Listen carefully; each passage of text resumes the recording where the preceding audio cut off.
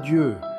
Nous saluons tous les participants ici et dans les églises avec la paix du Seigneur Jésus. Pour la suite de cette étude approfondie sur le tabernacle, la tente de David et le temple, nous allons insister sur l'agneau tel que le Seigneur nous l'a montré, en mettant l'accent sur lui. La figure de l'agneau est l'emphase principale de l'étude d'aujourd'hui, car l'agneau est un symbole du Christ qui allait venir pour sauver l'humanité de tous ses péchés. Dans le tabernacle, la tente et le temple, l'élément mobilier fondamental était l'arche, car elle représentait la présence du Dieu vivant au milieu de son peuple. Mais quelle était donc la véritable différence fondamentale entre ces trois édifices que nous avons mentionnés?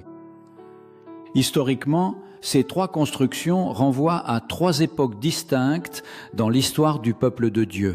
Le tabernacle de Moïse est lié à la première époque, la période de la loi, quand Dieu ordonna la construction de ce sanctuaire. Pendant le culte, chaque Israélite individuellement pouvait entrer par la porte du parvis et offrir des sacrifices d'agneaux et d'autres animaux pour ses péchés. Seuls les prêtres pouvaient se laver dans la cuve en plus. De là de l'autel, se laver dans la cuve de bronze et entrer dans le lieu saint. Le Seigneur se manifestait pleinement comme le Dieu vivant, mais seul le souverain sacrificateur était autorisé à entrer dans le lieu appelé le Saint des Saints, au-dessus de l'Arche de l'Alliance. Cette période est marquée par la loi de Dieu. La tente de David marque la transition entre le tabernacle et le temple. La transition, car David a osé, sans doute par révélation divine, déplacer l'arche dans une tente juste à côté de sa maison, de manière temporaire, en attendant la construction du temple. Il n'y avait pas de sacrifice d'animaux à l'endroit de la tente, mais David a sacrifié des animaux en transportant l'arche.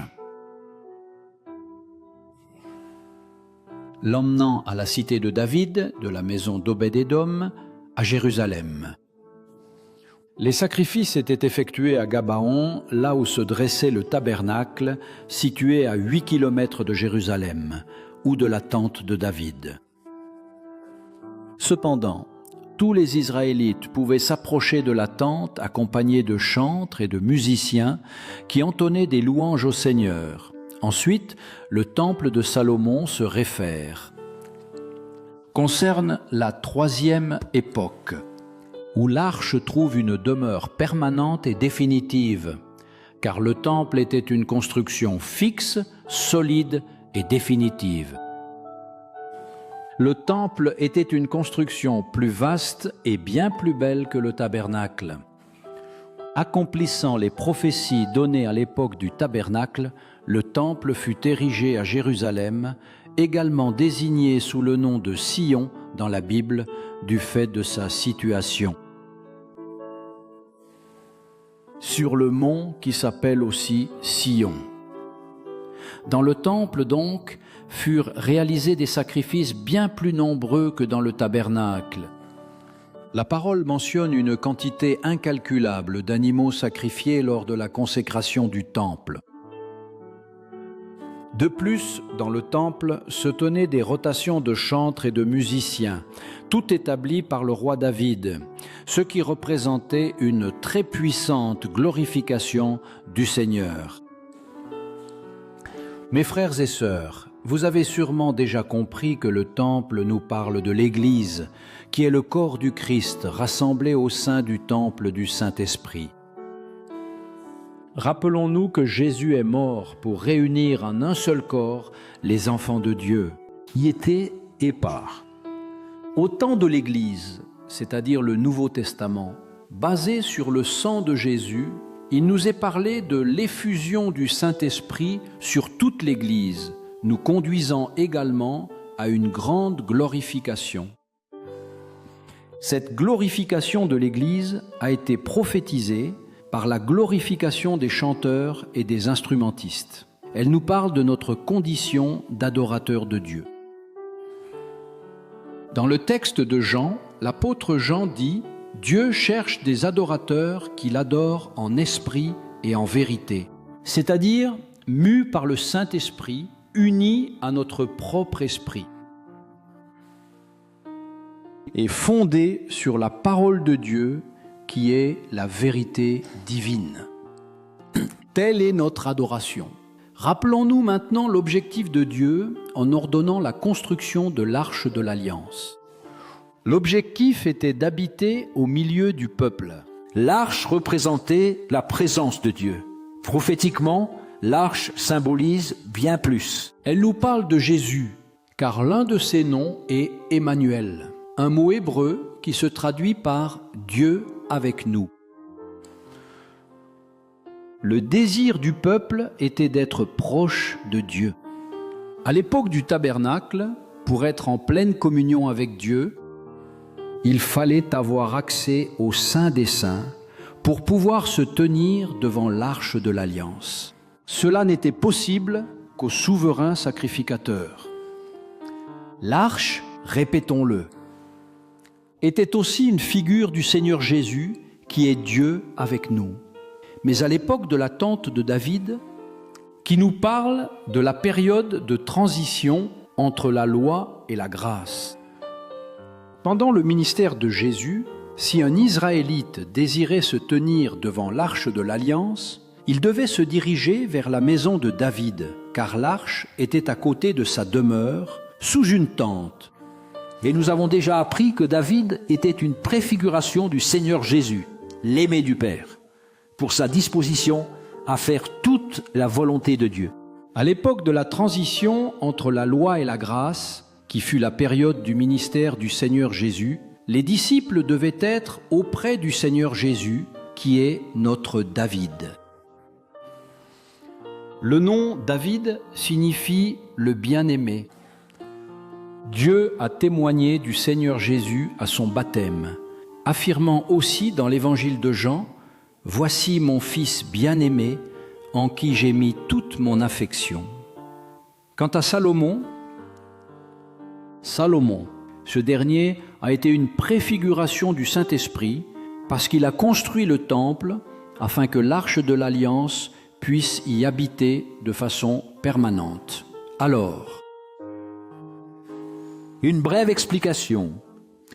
David a fourni tout le matériel pour la construction du temple et Salomon l'a bâti. Le Seigneur Jésus a donné sa vie pour nous et le Saint-Esprit édifie le temple dans nos vies. Le temple, nous le savons, nous parle de l'Église du Seigneur Jésus, que le Saint-Esprit a commencé à édifier à la Pentecôte, 50 jours après la résurrection du Seigneur Jésus. La parole de Dieu nous affirme, à nous qui sommes croyants du Nouveau Testament, que nous, de la nouvelle alliance que Dieu a conclue avec l'Église, nous demeurons avec le Seigneur Jésus de manière permanente. Pour être en communion avec Dieu, nous devons être au sein de son Église, qui est le temple du Saint-Esprit. Mais nous devons nous souvenir maintenant que pour avoir la proximité avec l'Arche, c'est-à-dire la communion avec Dieu, devant son trône de grâce, il fallait qu'il y ait auparavant des sacrifices d'animaux, incluant des agneaux. Ces animaux étaient sacrifiés sur l'autel des holocaustes. Dans le cours du tabernacle, dans le temple. Cependant, le tout premier sacrifice d'agneau pour l'expiation des péchés des Israélites fut offert à l'occasion de l'exode du peuple d'Israël hors d'Égypte. Cet exode nous parle de notre salut, c'est-à-dire la libération totale de l'esclavage du péché et de l'ennemi. À ce moment précis, le Seigneur a décrété qu'un agneau devait être sacrifié dans chaque famille, afin que celle-ci puisse se nourrir et que le sang de cet agneau soit répandu sur le linteau et les montants de la porte de la maison. C'était nécessaire pour que le jugement de la mort n'entre pas dans les maisons et ne tue pas le fils aîné de chaque famille. Cela nous parle prophétiquement de la façon dont nous devons nous nourrir du Seigneur Jésus, bénéficier de son sang pour obtenir le pardon de nos péchés, être libérés de la mort spirituelle et par là même jouir d'une vie abondante.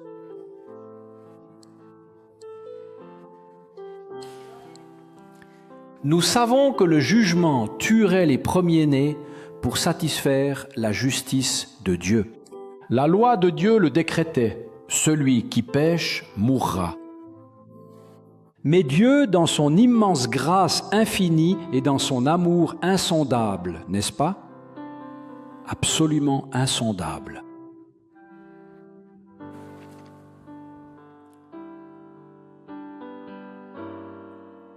Je répète, Dieu, dans sa grâce infinie et son amour insondable, a décidé d'offrir la vie aux pécheurs. Dans son plan merveilleux, il a décidé qu'un agneau nouveau, sans défaut ni tache, mourrait à la place du pécheur. Il est important de noter qu'un agneau innocent, doux, qui n'avait commis aucun mal, devait mourir. Pourquoi donc? C'est parce que tous les agneaux immolés, d'abord lors de la Pâque, puis au tabernacle et plus tard dans le temple de Salomon, préfigurait le grand sacrifice de notre Seigneur Jésus sur la croix du Calvaire. C'est là la raison pour laquelle Jean le B.A., Jean-Baptiste, en voyant le Seigneur Jésus, l'a montré du doigt et a dit à ses disciples, « Voici l'agneau de Dieu qui ôte le péché du monde. » Le Seigneur Jésus fut l'agneau innocent, sans aucun péché, qui est mort à sa place. Nous avons donc étudié en profondeur les trois édifices dont nous avons parlé dernièrement. Le tabernacle, la tente de David et le temple de Salomon, tous préfiguraient le sacrifice parfait et unique du Seigneur Jésus. Loué soit le nom du Seigneur. Grâce à Dieu. Nous saluons toutes les églises, les Manaais, tous ceux qui sont avec nous, avec la paix du Seigneur. À ce stade, nous avons déjà compris que tous les sacrifices réalisés dans l'Ancien Testament, que ce soit au tabernacle de Moïse ou au temple de Salomon, étaient absolument nécessaires pour que l'homme, l'Israélite, puisse avoir une pleine communion avec le Dieu saint. Nous avons déjà pleinement compris que tous ces sacrifices-là représentaient et annonçaient l'unique sacrifice saint, éternel et parfait qui serait le sang de Jésus versé pour nous, pour notre salut. Au vu de l'étude que nous sommes en train de mener sur les trois édifices ou les trois sanctuaires, le tabernacle de Moïse, la tente de David et le temple de Salomon, il y a deux questions qui doivent impérativement être posées concernant les sacrifices. La première question est: pourquoi n'existe-t-il aucun registre biblique indiquant que des sacrifices étaient pratiqués dans la tente de David? Alors, la première interrogation est celle-ci. Pour quelle raison n'y a-t-il aucun registre biblique mentionnant des sacrifices dans la tente de David?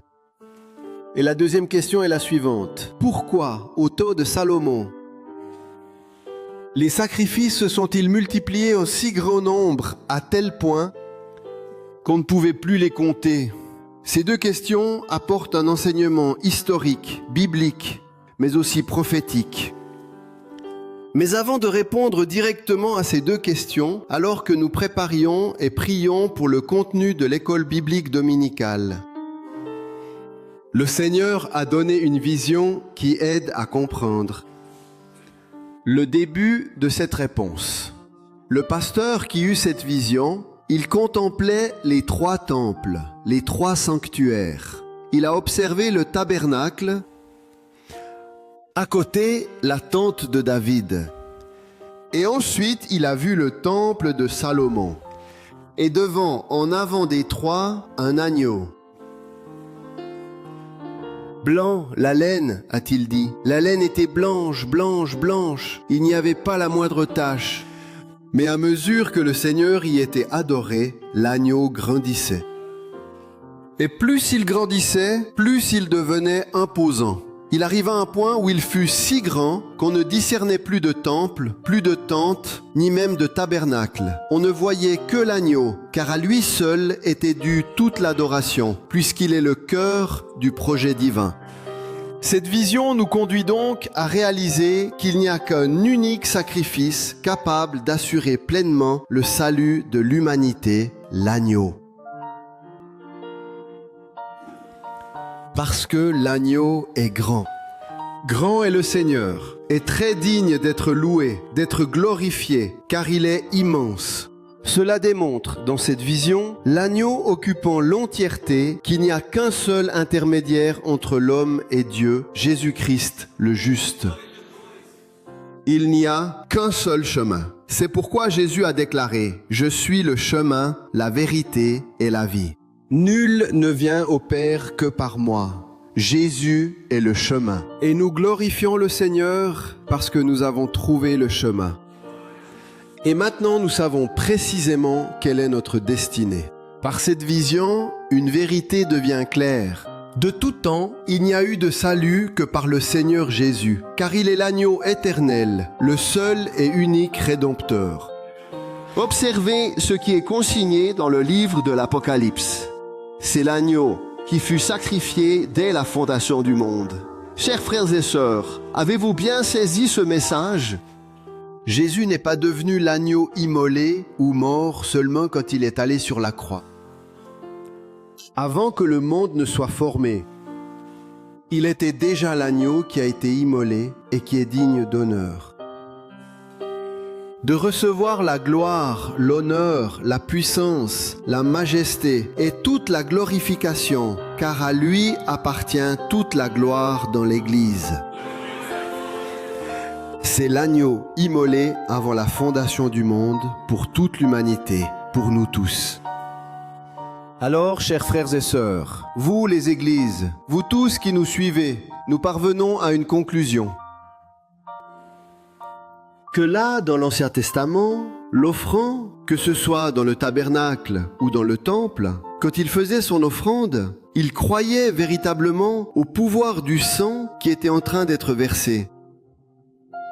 Bien qu'il n'ait pas compris pleinement le sens prophétique de cela, bien qu'il n'ait pas saisi toute l'étendue du mystère qui y résidait, il avait la foi que le sang versé par cet innocent être possédait la puissance de pardonner ses transgressions et de lui accorder une communion complète et intime avec le divin. Car Jésus était l'agneau immolé avant la fondation du monde.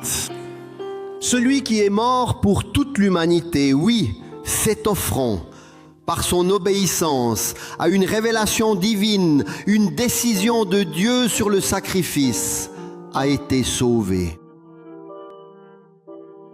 Par l'obéissance à quelque chose qu'il ne comprenait pas, mais il est atteint prophétiquement, car ce sang représentait le prix élevé que Jésus paierait pour chacun de nous, pour l'humanité. Maintenant, revenons à cette première question. Pourquoi ? Qu'il n'y a pas de registre biblique indiquant que des sacrifices avaient lieu dans la tente de David. On comprend qu'à cette période, les sacrifices étaient accomplis à l'autel de l'Holocauste, qui était plus éloigné.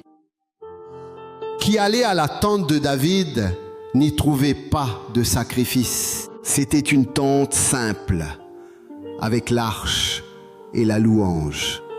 Les chanteurs et les musiciens chantaient les hautes louanges de Dieu.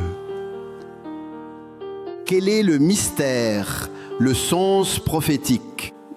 Nous avons déjà étudié cela. La tente de David annonçait prophétiquement le ministère du Seigneur Jésus, transition entre le tabernacle et le temple. Le ministère de Jésus fut la transition de la loi à la grâce. La tente simple représente le ministère de Jésus. Il n'y avait pas ces tentures colorées du tabernacle. Il n'y avait pas les métaux précieux du tabernacle. l'argent, l'or, le bronze, le lin. Il n'y en avait pas. Elle était simple, mais elle contenait l'arche de Dieu et la gloire du Dieu Tout-Puissant. Tel fut le ministère de Jésus, homme simple, sans apparence, le Fils de Dieu Tout-Puissant. En lui était la gloire du Fils unique du Père. Donc, car durant le ministère de Jésus, nul sacrifice enregistré. Dans les évangiles, il n'y a pas de sacrifice, car durant le ministère de Jésus, il n'y aurait qu'un seul sacrifice, le sien, sur la croix du Calvaire, payant pour nous un prix élevé. Notre paix coûta cher au Seigneur. Aujourd'hui, on peut glorifier et dire gloire à Jésus, alléluia, mais cela a coûté cher. Ouvrir la bouche vous semble simple, mais Jésus a payé cher pour une église qui glorifie son nom. Donc le salut était en Jésus. Ceux qui croyaient au Fils de Dieu étaient sauvés.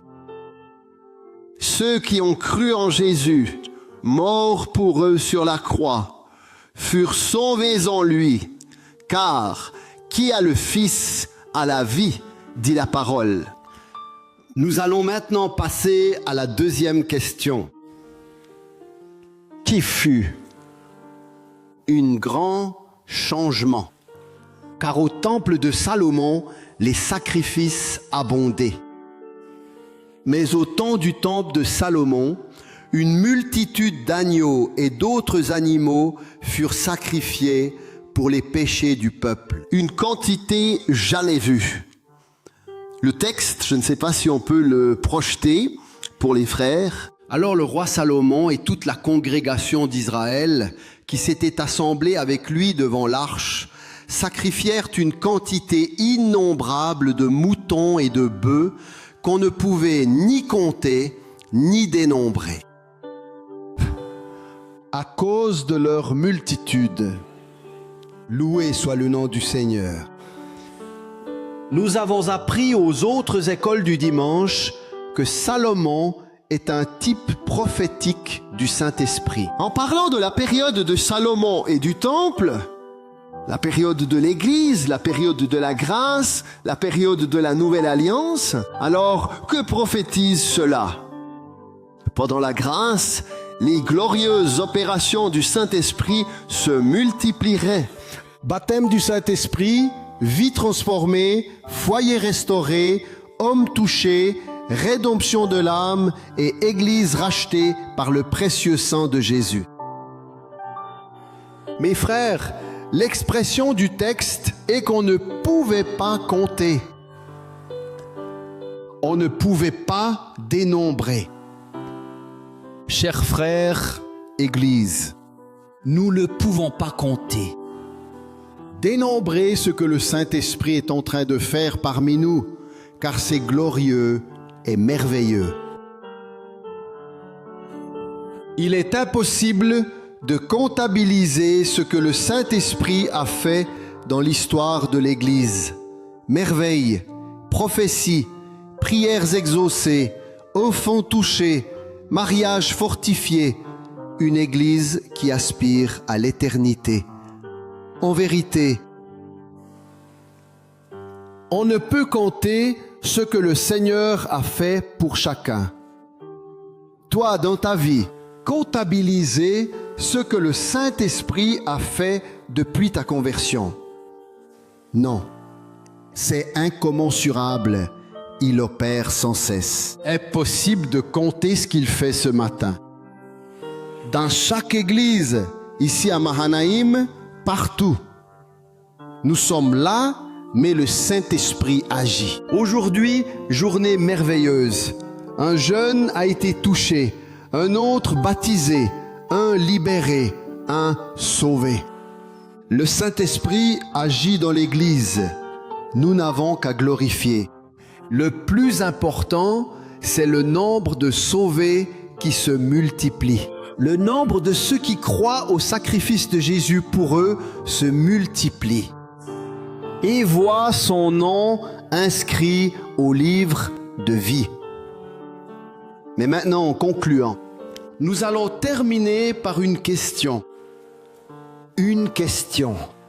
Comment fous qu'un seul et unique sacrifice puisse être suffisant pour payer les péchés commis par toute l'humanité à travers tous les temps? Un unique sacrifice. Voyez-vous d'abord, si un homme qui ne serait pas Dieu, même s'il était parfait, immaculé, sans commettre d'erreur, le maximum qu'il puisse faire est de mourir pour son propre salut, en ne reniant pas la foi, mais il ne peut pas sauver autrui. Mais comment le sacrifice d'un seul homme pourrait-il pardonner tous les péchés de l'humanité de tous les temps? Depuis Adam, il n'y a qu'une seule façon. Seule la vie d'un homme pouvait valoir celle de tous. Sa vie devait être d'une valeur inestimable. Seul quelqu'un ayant la vie en abondance. Cet homme serait la vie en personne. Cet homme existe, Jésus de Nazareth. Je suis le chemin, la vérité, la vie. Il était la vie même. Pas une vie en abondance. Il est la vie même. Sa vie ne se mesure pas en onces. Il est la vie éternelle. Donc la vie de cet homme vaut plus que la vie de toute l'humanité. C'est pourquoi nous pouvons encore poser la question à chacun de ceux qui sont parmi nous aujourd'hui. Quelle est la valeur d'une âme?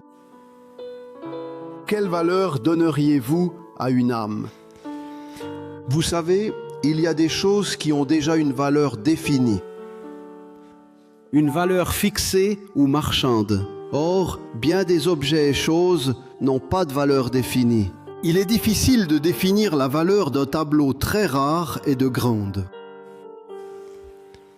Généralement, d'une chose est le prix que quelqu'un est disposé à payer pour l'obtenir. Alors, quelle est la valeur de l'âme de l'homme? Jésus a racheté nos âmes avec son propre sang, un sang innocent, un sang juste, celui du Dieu qui est la vie elle-même.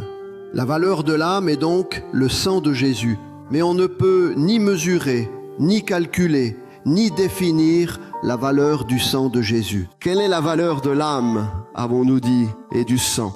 Car ce sang a été capable de racheter et de sauver toutes les âmes, d'Adam jusqu'à aujourd'hui. C'est le sang capable de sauver l'humanité de toutes les époques. Le pouvoir du sang de Jésus est infini, incommensurable, mais il est clair, il y a un pouvoir dans son sang. Il y a la rédemption dans le sang de Jésus. Il y a le salut dans le sang de Jésus. Chers frères, nous arrivons à la fin. La parole nous enseigne le salaire du péché, c'est mort. On peut donc conclure que le prix du péché, c'est la mort. Le prix du péché, c'est la mort. Et Jésus payait le prix de nos péchés par sa mort, par sa propre vie. Jésus a payé pour nous un prix élevé. Et c'est pourquoi nous sommes vivants. Et vivants en la présence du Seigneur. Le monde a peut-être oublié le sacrifice de Jésus, mais nous ne l'avons pas oublié. Il y a une Église consciente qui sait que le pouvoir du sang de Jésus, son sacrifice, ne peut être mesuré, qu'aucune valeur définie ne peut lui être attribuée, car il s'agit du sang innocent et juste de la vie elle-même. C'est comme Jean l'a vu dans le livre de l'Apocalypse. On peut projeter ce texte et finir en le chantant et lisant ensemble. Nous allons le lire, puis nous chanterons une louange parlant du prix élevé que Jésus a payé pour nous tous. J'invite toutes les églises, frères et sœurs, à lire ce texte avec moi pour la glorification du Seigneur Jésus. Ensemble. Tu es digne de prendre le livre et d'en ouvrir les sceaux, car tu as été immolé et tu as racheté pour Dieu par ton sang des hommes de toute tribu, de toute langue, de tout peuple et de toute nation. Béni soit le nom du Seigneur Jésus.